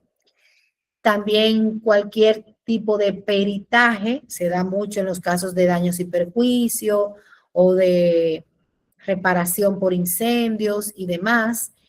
O también una medida de instrucción puede ser descender al lugar, a un lugar, una comprobación del lugar, por ejemplo, al jet set, a ver las condiciones.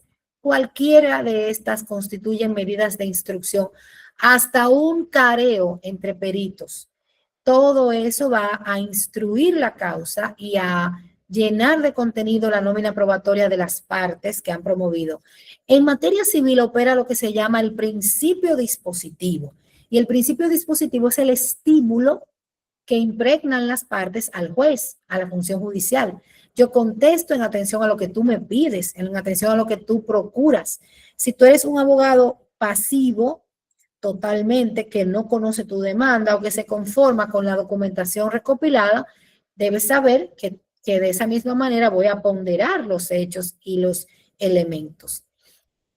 Hay diferentes tipos de conclusiones, ¿eh? Un abogado puede concluir con excepciones, como acabamos de ver, con conclusiones de fondo tendente al rechazo o a que se acoja, a que se ordene. Y dentro de estas pueden haber conclusiones principales, que es cuando un abogado hace una estrategia y verifica todas las posibles salidas, y la que le apuesta mayor valor o la que entiende que es fulminante es las conclusiones principales, pero puede tener unas alternativas o subsidiarias o incluso más subsidiarias o mucho más subsidiarias. Esto hace que el juez vaya viendo en ese mismo orden o como si fuera una escalera. Y por supuesto las reconvencionales, que son, como expliqué al principio, cuando el demandado responde a la demanda con una reconvención. Esto es bien importante, lo de la reconvencional, si el demandado quiere que la respuesta del tribunal vaya más allá de rechazar la demanda.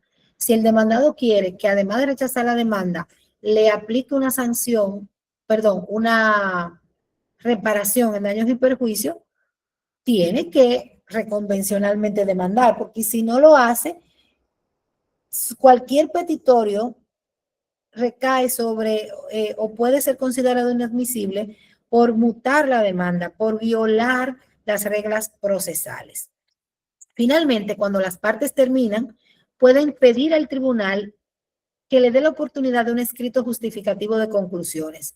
¿Y qué es eso? Bueno, pues sencillamente es la oportunidad para, a través de un escrito depositado en el tribunal en el plazo concedido, argumentar o producir motivaciones sobre lo que ha pedido ante el tribunal. ¿Ok? Finalmente, el tribunal dictará decisión en el plazo de 90 días y esos 90 días en la actualidad los están computando como hábiles. Yo no estoy de acuerdo con eso, pero así lo están haciendo. Igualmente están computando como hábiles el plazo para los escritos justificativos. Deme un segundo que siento a alguien en la puerta.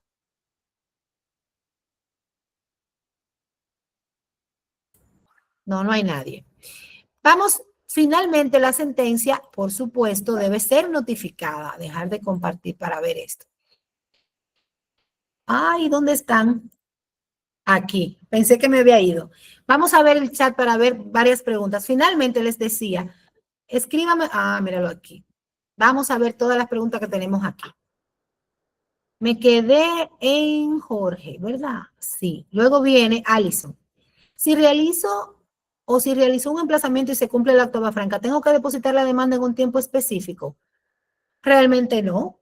Lo idóneo es que lo hagas de inmediato, pero realmente no hay un plazo específico. María Antonia, gracias. Muy buena presentación, magistrada. Mediante sentencia se condenó un astrente porque supuestamente el listado de los ajuares embargados eran más de los que citó el abogado. Luego se determinó que el acto de alguacil era correcto. La juez que dictó las 30 a liquidar, ¿tiene que tomar eso en cuenta? Claro. Al liquidar las 30 se verifica absolutamente todo. Y tú puedes perfectamente reclamar al juez que mire ese aspecto para que lo tome en cuenta.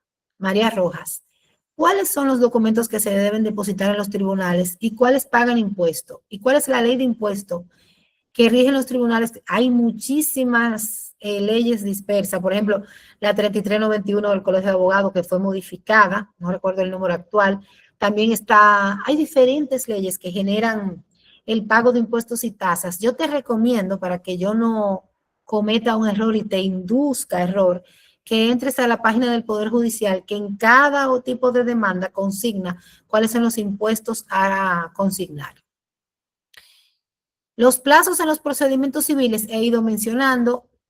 Uno de los plazos principales que tienes que tomar en cuenta es el plazo de la prescripción de la acción.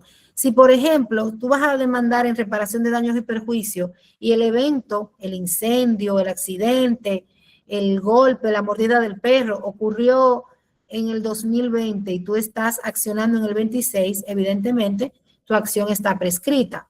Contrario se trata de si es un cobro de peso, que tienes 20 años para perseguirlo.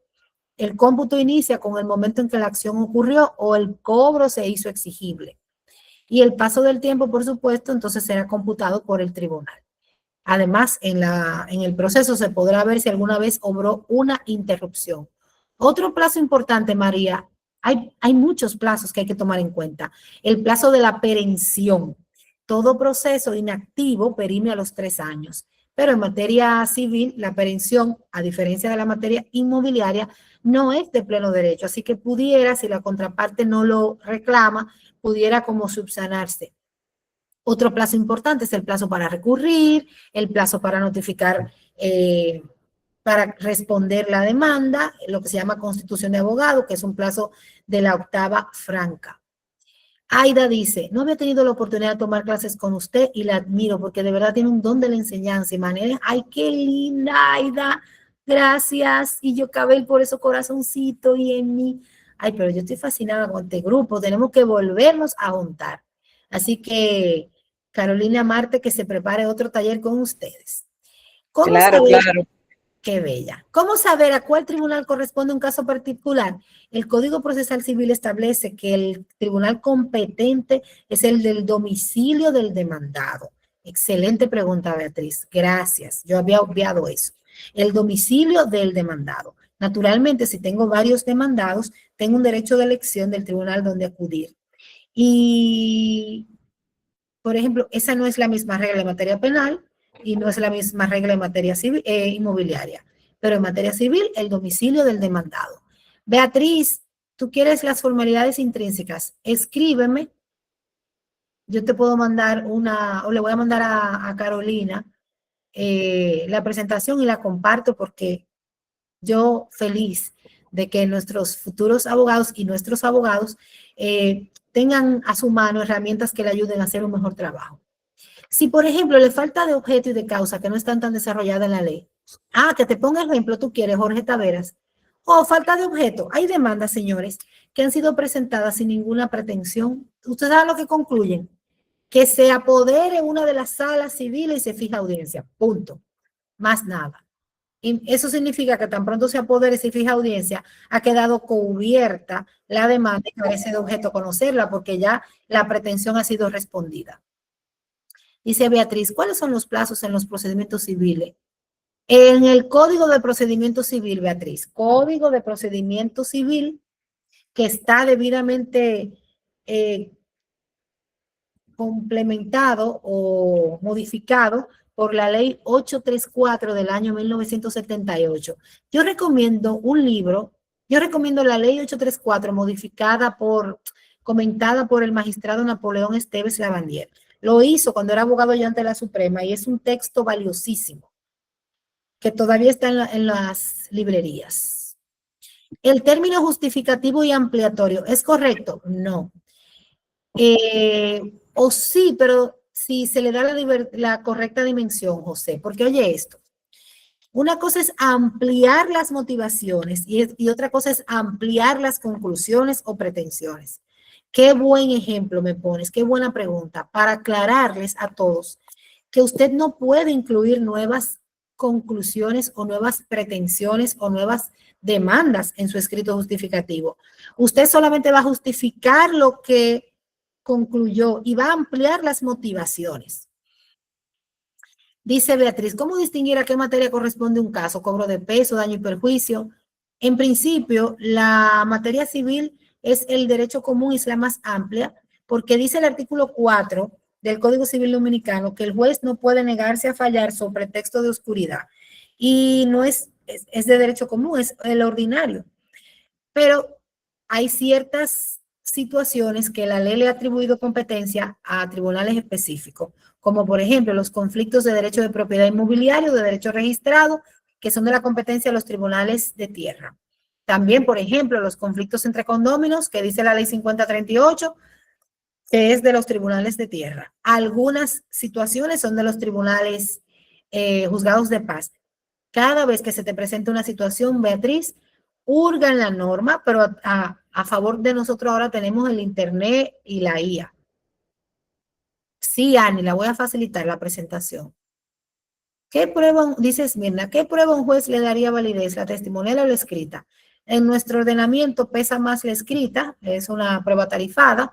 Sin embargo, vuelvo y repito, cada vez somos más los jueces que hacemos valoración conjunta y armónica, tomando en cuenta la prueba testimonial con las técnicas de litigación, que deberíamos hacer ese taller aquí también. Y dice Tío Linda, para la ejecución de un pagaré notarial, ¿por qué el tiempo se venció y el deudor no pagó antes? ¿Cuáles son?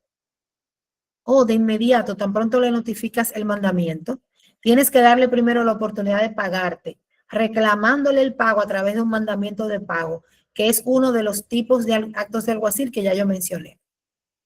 Magistrada, segundo curso, dice David, que tomo con usted y de verdad que no hay desperdicio. Qué lindo, la felicito. Mi pregunta es, ¿a partir de cuándo empieza el plazo para demandar en división de bienes en una pareja divorciada? Al otro día de que se pronuncie el divorcio. Al otro día. Y ten en cuenta que hay un famoso artículo 815 del Código Civil Dominicano que habla de la prescripción de la demanda en partición de la comunidad. ¿Ok? 2 años. A ti. Magistrada, usted dijo que la demanda en cobro de peso es un plazo de 20 años. En caso de un abuso de confianza que no se haya procedido de manera penal, ¿se puede proceder de manera civil para la recuperación de dicho dinero? Sí, claro que sí. En materia penal, la prescripción es de la pena, por ejemplo, el abuso de confianza tiene una pena de 2 años. Entonces, en virtud del artículo que ahora cambió, antes era el 45, ahora el 49 del Código Procesal Penal, sería de 2 años la prescripción de la acción, aunque dice no menor de 3. Pero tienes la oportunidad, si hay un contrato, claro que sí. Recordemos que el abuso de confianza, artículo 408 del Código Penal Dominicano, habla de 6 contratos. La presentación la envío. Muchas gracias. Exactamente. ¿Cuál es el plazo de prescripción para accionar en una demanda? 2 años. En daño y perjuicio. Buenas noches, maestra. Encantada de tomar este curso, dice Orlis. Me parece conocido ese nombre. Me pregunta, una demanda en cobro de peso, salió el fallo a favor del proveedor. ¿Cuál es el plazo para ejecutar la demanda? 6 meses. Tiene la sentencia, ¿eh? Me anoto ya. Radamés Alfonso.